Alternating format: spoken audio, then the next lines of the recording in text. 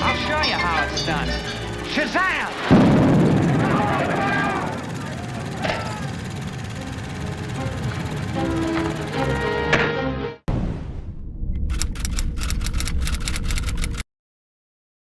Hey, what's going on, Underdeveloped Nation? Welcome back to our channel here, and today we have yet again another review. This movie is The Flash, directed by Andy Muschietti. I'm sure that's his name. He famously directed the It films. Yes, he did. I never saw them, but I heard they were really good. And this film marks the bridge between the DCU and the DCU. Yeah. So going forward is DCU movies. Mm-hmm. Rest in peace, DCU, the Snyderverse, all that stuff. Welcome to James Gunnverse. DCU. This movie pretty much is a loose adaptation of the Flashpoint storyline. Flashpoint is when Barry pretty much uses the Speed Force to go back in time and save his mommy from dying, and doing so completely fractures reality. Everything's upside down. In the comics, it's a little different than what they did in the movie. In the comics, Thomas Wayne becomes Batman. He looks like a vampire Batman. A little bit, yeah. Aquaman and the Atlanteans and Wonder Woman, they are warring. Yeah, and shit is just fucked up. And so this movie, the Reverse Flash, forget about him. He doesn't exist. So yeah, no Reverse Flash, no Cyborg being the main superhero all day. Cyborg was he works for the government. Yeah, he was like the Superman. The Aquaman and Wonder Woman not around. Superman died early. We have Supergirl locked away in a prison, which is a nice touch, and we have the Kryptonians coming, so basically almost a rehash of Man of Steel. Yes. Which made me just want to see the Man of Steel, because Man of Steel, they did that a lot better, because the effects look a lot better. Yeah. And overall, you felt the drama and the action and like the fucking intensity. Here is kind of like, it's in color. It feels like a weaker, like, I wouldn't like to rehash and plot, but I did like the idea of him trying to save people when it initially happened. Yeah. And he didn't. I actually liked it. That was a nice touch. That was probably one of my favorite scenes. That was done really well. We have a different version of Bruce Wayne. Yeah, we have Keaton's version of Bruce Wayne, and that's pretty 20 much years old. And that's pretty much the changes. So it's Flashpoint, but not Flashpoint. Yeah, and it's really the Flashpoint because it does involve a key villain, which is the Reverse Flash. No, because he's the one, if you don't know, who kills Barry's mother. And if you watch the show, you'll get that too, because they explain that quite in depth. Yes. So yeah, not a fan of that decision. If you're gonna do Flashpoint, do have the Reverse Flash. First off, Flashpoint shouldn't be your first Flash movie. This should be like your second or third. Oh, hard agree. Like, there's just so much going on in Flashpoint. Yeah. Like, the first one should be origin story. Maybe him go gets maybe Captain Cold or some shit. But you don't start off your first Flash solo with Flashpoint, and not even the legit Flashpoint that's supposed to be. Yeah, instead we have a whole lot of new elements of the story that just completely change it. Yeah. Like, Flashpoint didn't have two Barrys, for example. Well, this movie has two Barrys. Yeah, two Barrys. Which I thought it would have been too much, but actually does easily one of my favorite parts of it. I actually like their dynamic. I thought Ezra Miller knocked out the park with playing the younger version of Barry. I thought he was interesting, entertaining. According to Nick, he's very yeah, I just found him annoying. He's found him annoying, so he doesn't like him. I guess fair enough. That's his opinion. And enough of that. I'll say, so what I feel about this movie, they going to this movie was a lot of hype, a lot of like, this is like the greatest superhero film ever made. Like, from like Tom Cruise got a copy of the movie, watched it, and went back to the studio like, yo, this movie is exactly what the theaters need right now. They saved me from initially being axed because they thought the movies are so beautiful. Yeah, they're going to Batgirl it. We're going to Batgirl and they said this movie was just so good it had to be released. They loved it too much. Actually, originally, another director was attached to this project, and then that got scrapped. So my consensus of this movie, this has to be said, this is by far the worst movie I've ever seen in terms of visual effects. The CGI is the most egregious, horrendous thing I've seen in my life. And I've seen like 03 video game movies like Doom and shit. And I'm saying this is the worst. At least that had an excuse to be terrible. Yeah. Like, this is like Mortal Kombat level bad. Like, it's just so bad. Cause the thing is, everything looks, the faces look computer generated. They are. They literally like, they didn't, I guess they didn't decide to shoot Ezra Miller like at different times and then put them together in post. But like they're like, no, every time we see two Barrys in frame together, one has to be CGI'd, and it looks terrible. I know, right? Terrible. It looks horrible. Like fucking like Friends, a sitcom from the '90s, did this perfectly with Phoebe and Ursula. Like, come on.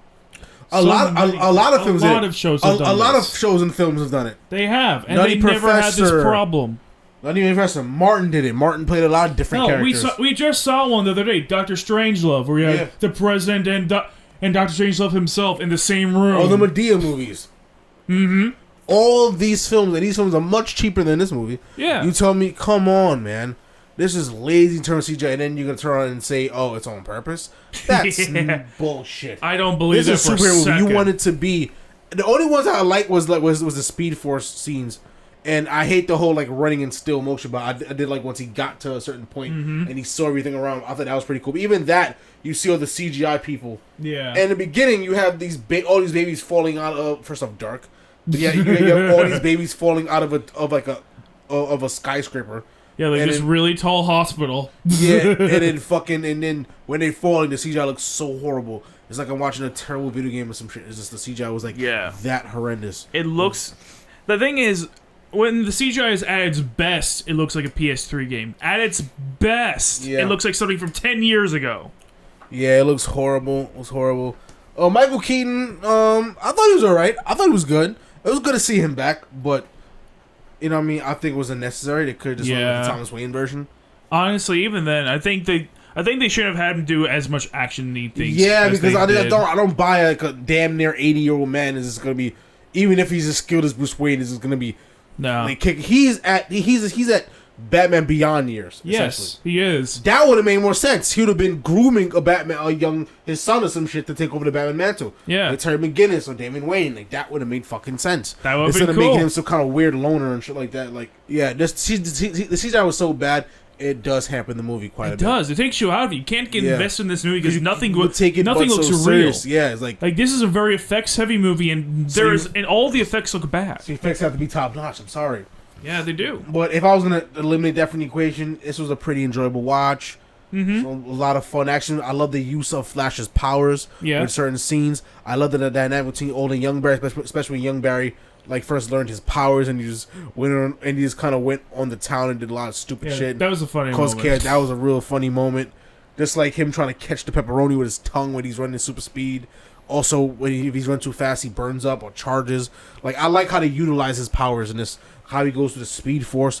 Like all that was interesting. Mm-hmm. And then meeting the future version of himself, that was pretty unique, but that kind of got killed quickly. Yeah, that just kind of came and went. They didn't really do enough with it. Story-wise, that's probably some of the biggest flaws. Like a lot of things came and went. But every decision was interesting. It just wasn't fully delved. They've introduced a whole new concept of time, kind of adjacent to what they did in Endgame, and they didn't fully even delve into that. And then Bruce Wayne, of all people, how the hell would he even know that? Yeah, in his universe, what will be the purpose of him studying something so theoretical? Where he's trying to be a physicist or something? Like it'd be one thing if Batfleck was the one who figured that out. Yeah, because he exists in a world with a lot more high tech, and he's dealing with superpowered people. And keep in mind that will make more sense. And even then, in the Snyder Cut, he has like visions of the future and shit. So I can totally see. So I can totally see him wanting to study time travel. That makes a lot more sense. But 89 Batman, what the fuck does he have to do with time travel? That's so far outside his wheelhouse. It doesn't make any sense. He knows this, and that would have been a good enough excuse.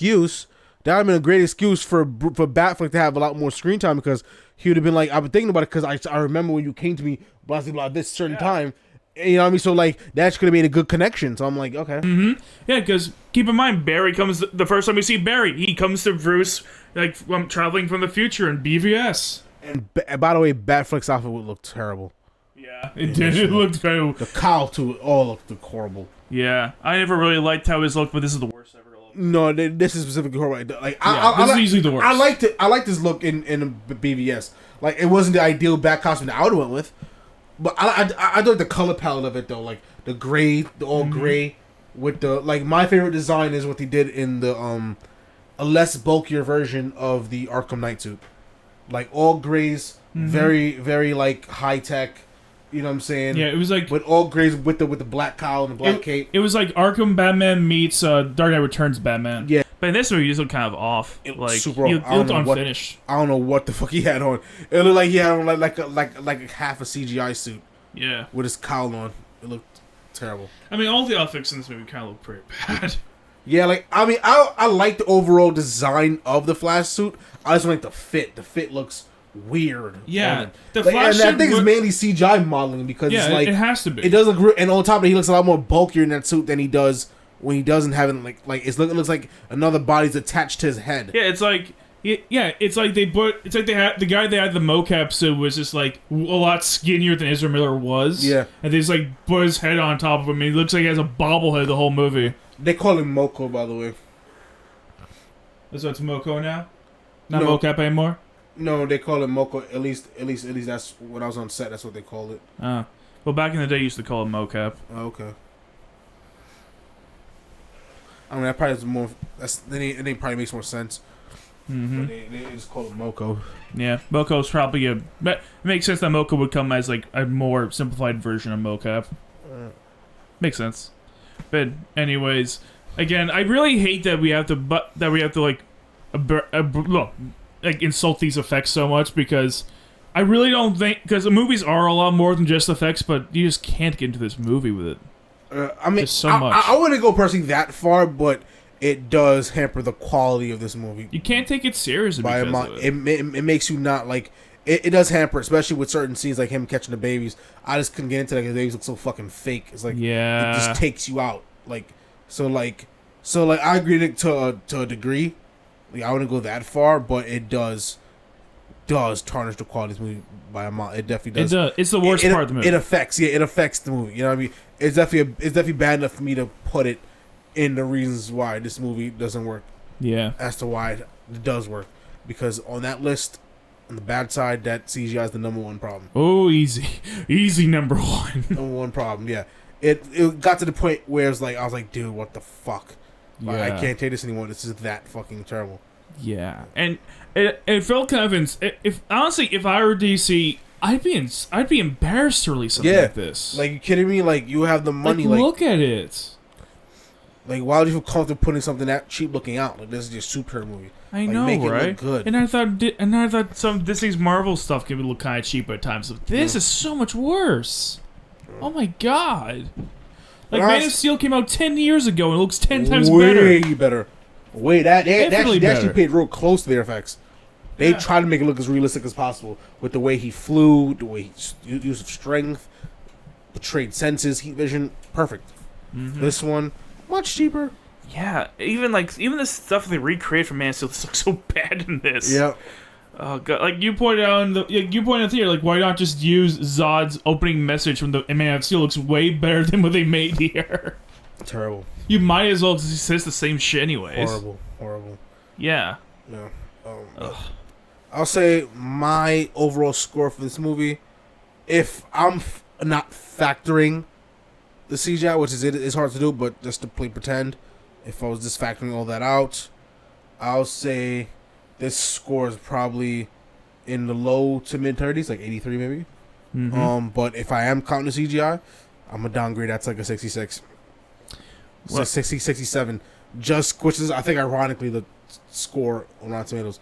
But that's like the perfect score for this. Because it's that bad. I have to give it.